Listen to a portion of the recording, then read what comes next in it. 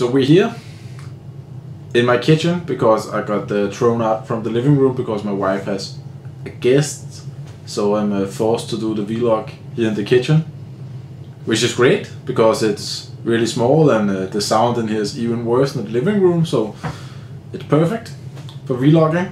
So we're in the start of January now, and that means that we got to the turning point from where the season was ending to now a season is going to be starting.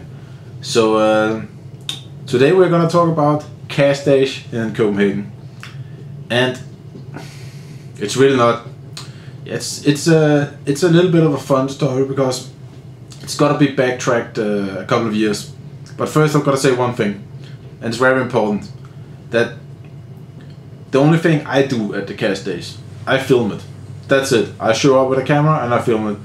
I just get a date, and at the race night the guys tell me, oh, show up here and film. I help out a little, but it's more like bring soda or no, don't be late.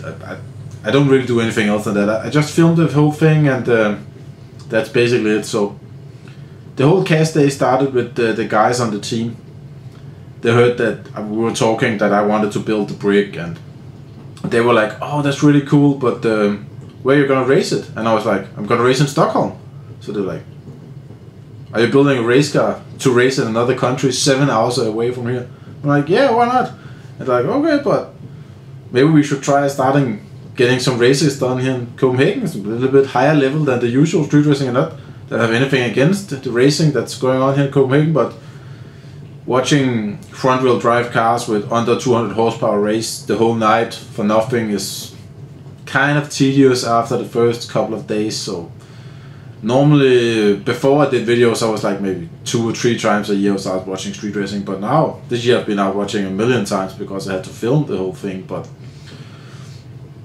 that's great. But so the guys decided to try and do a little bit more serious street racing where you had to race for something, where you could actually win something, and they decided to straight copycat from Street Outlaws, and they even took the same name and called it Cashdays. And they decided that we're gonna race, that the buy-in was gonna be 1,000 kroner, and that's a decent amount. It's like $150, so it's not a huge amount of money, but it's certainly not a small amount.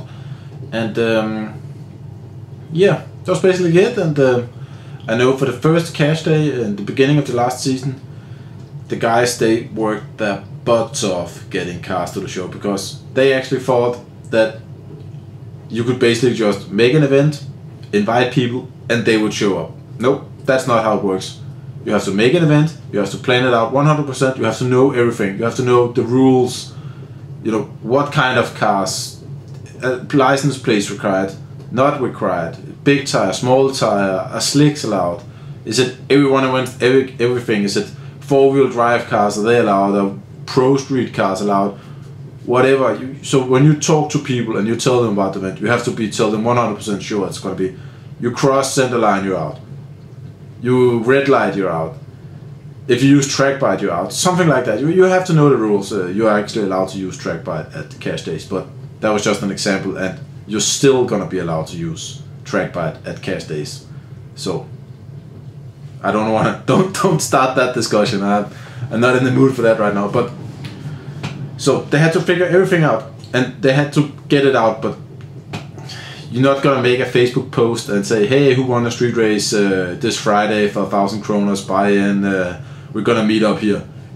That's gonna be chaos, and there's gonna be 200 people, maybe more, coming to watch and nobody coming to race. So they did it a little bit more by mouth to mouth, and you know, word of mouth, stuff to that. Not mouth to mouth, mouth to ear.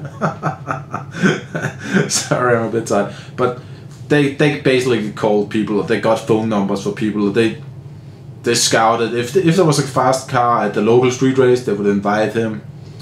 I know they even went to Sweden to invite people, and they were pretty active. So that ended up in 7 cars for the first race. And you think, oh, 7 cars, that's not a lot, but it's basically a new concept here. Some people have been watching it on TV, but most people are like, racing for money?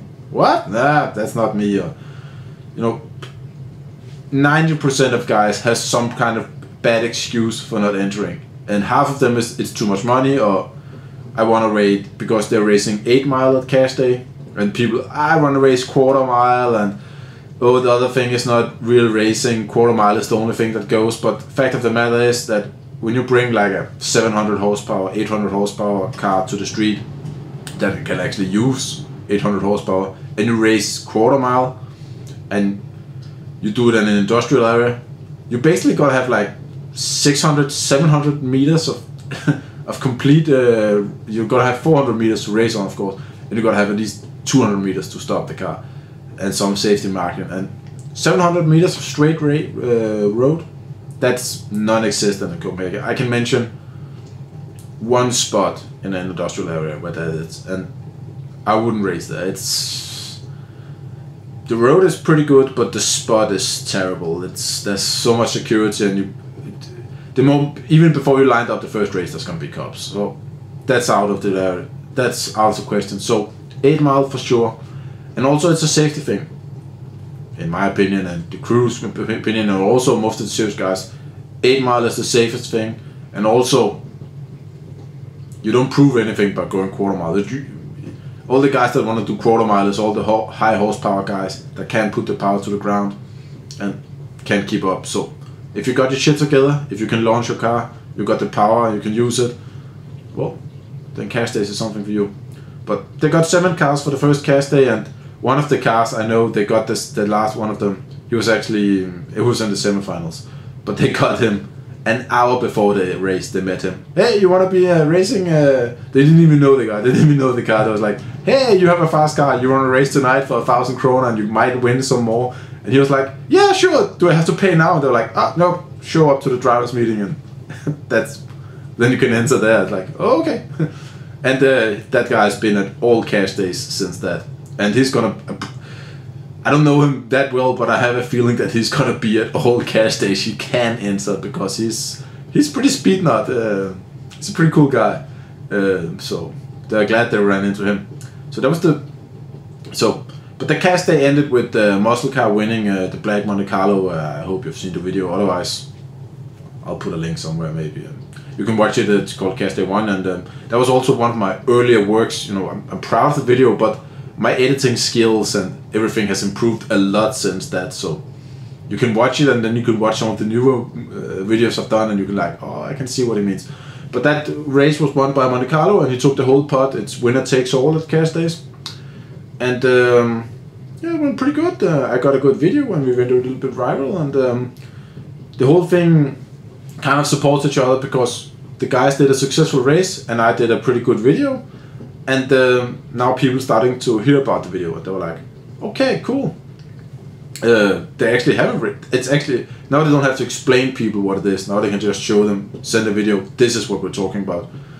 So like maybe 2 months after, they did Cash Day 2, and that was 9 cars on the street. So a little bit more. That was actually postponed because the original race was supposed to be 2 weeks before the race, but it rained out, and there was actually, I think, 13 cars entered, but 2 weeks later they could only assemble 9 cars. But pretty good. 9 cars is a good number.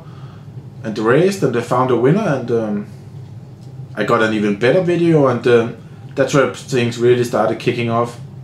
And at the end of the season they did Cash Day 3, and that was there's only 6 cars, and everything basically went wrong.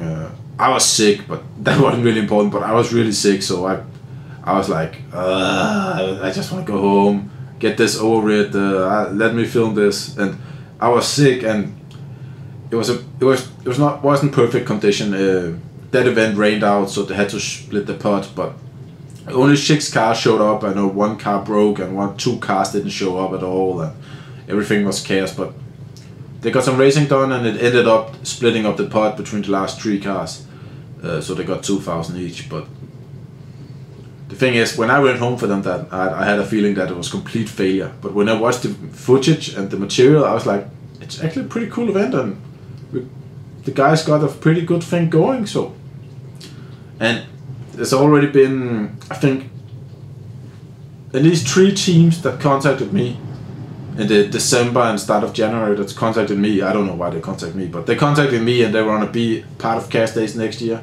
And also my video with Where Are the Swedes, it kind of went a little bit viral. So and thanks for the guys that have been sharing that video. And I'm pretty sure that's gonna be some Swedish cars in Cashdays next year.